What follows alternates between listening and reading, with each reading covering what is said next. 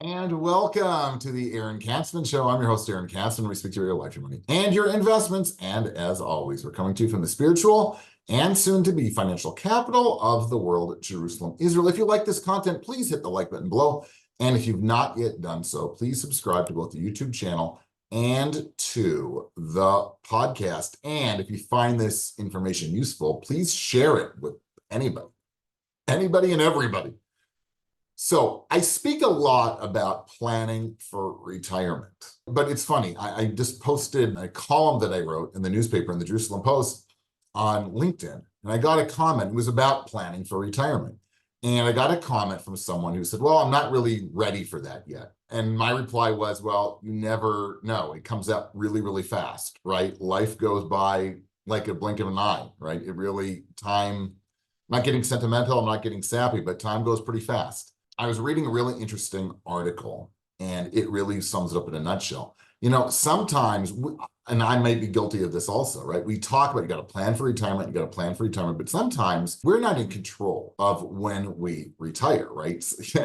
Sometimes other thing happens, life happens, and that forces us to go to plan B, right? And it's not all a bowl of cherries. So Ben Carlson from Ritholtz Asset Management, wealth management, who I've spoken about and quoted numerous times before, says the following. Between all the blogs, podcasts, media appearances, we get a lot of questions. They set up an email, and he got an interesting question. He goes, sometimes people reach out with specific questions about taxes, investing, saving, all other finance-related questions they have about their money. But I've noticed that most of the personal questions tend to be related to big life events: graduating college, starting a new job, getting married, buying a house, having kids, divorce, retirement, and death. I'll tell you, the same thing helps with me, right? I write a lot, but the individual questions I get are about those topics also. It becomes specific. That's why personally, I like to do sort of one-on-ones with people, because, you cut out a lot of the blah, blah, and you get to their specific issues. He goes like this. Recently received an email for a guy in his late 40s who dropped a bombshell. Married, both 47, no kids. We both got our lives upended by two major long-term life-altering health diagnoses in the last 2 years. Unless science really pulls a rabbit out of a hat, it's a matter of when, not if, we'll both be forced to stop working, right? So Ritholtz says we're all living on borrowed time, but some people are more aware of their countdown clock than others. Sometimes life forces your hand. You don't have a say in the matter. Right? The last thing you want to worry about in these types of moments is money. Luckily, this couple gave themselves a big margin of safety when it comes to their finances. They saved a ton of money and shouldn't have to worry about their financial plan. JP Morgan has some interesting data out there of reasons that people retired earlier than planned.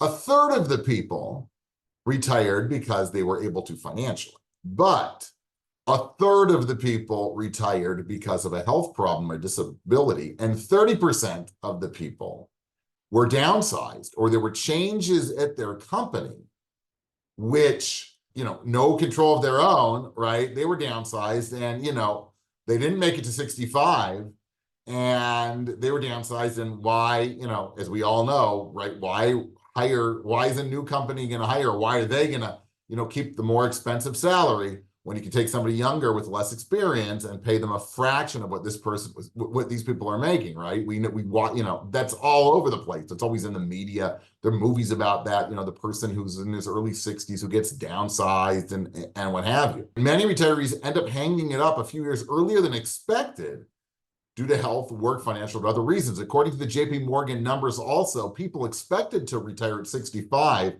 The average was actually closer to 62 when people actually retired. That, to me, is fascinating. What does that mean? Let's take you full circle back to what I was talking about, my article about retirement and the comment that I got that I'm not ready yet. Well, maybe you need to get ready, okay?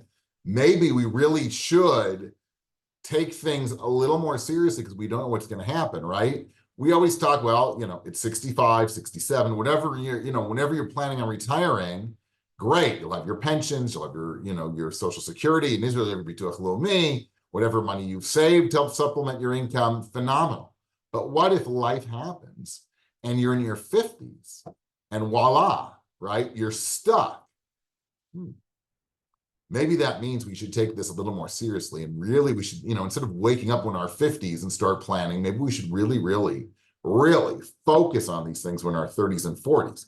Worst case scenario, we've saved a boatload of money and we can retire a little bit earlier if we want to, right? Gives us a lot more options. But if life happens, and we've been planning since our 30s, right? We're actually going to have a pretty large nest egg so that if, God forbid, something happens, our health fails, we get downsized, we don't have to panic, right? You don't want to panic. When these things happen, the last thing you want to worry about is, well, do I have enough money? You want to know, right? You want to take care of your health, right? You want to enjoy whatever time, you have left when you're able to. You don't have to worry about, oh my God, are we gonna be able to buy a loaf of bread tomorrow? How are we gonna pay for medicine? It's experimental medicine, whatever it is, right? How are we gonna deal with this? We don't want to have to deal with that. So what's the solution? The solution is maybe taking retirement planning a little more seriously.